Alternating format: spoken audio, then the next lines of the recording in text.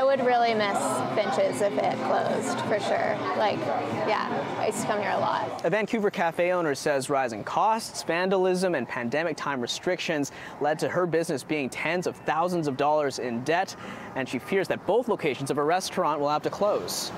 It's not designed to run with this amount of debt. It's just really hard to do. Because how do I make it the same quality, but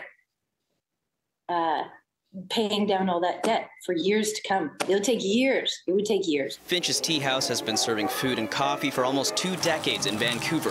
Cheryl Matthews says it's been challenging to recover from dining restrictions during the COVID-19 pandemic. Add to that the rising costs for just about everything, forcing her to turn to the community and patrons for donations. Well, unfortunately, Finch's isn't the only small business that is facing a situation like this. Bridget Anderson with the Greater Vancouver Board of Trade says BC businesses are expecting and bracing for higher inflation and increasing labor costs next quarter.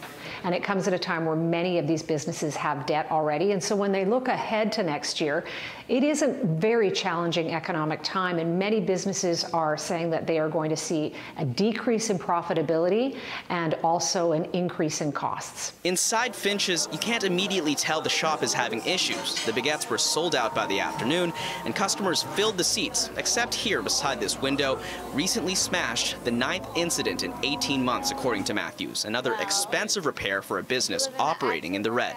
It's really sad. It's really, really sad. And like you would hope that the city would want to give places like this money, you know, some kind of cut them a break somehow so that like keep the culture alive. While nearly 100 grand in debt sounds like a lot for a small business, the Canadian Federation for Independent Business says that's about average. Over 101,000 is the average debt for small businesses in BC right now, which really goes to show you just how precarious of a position they're in.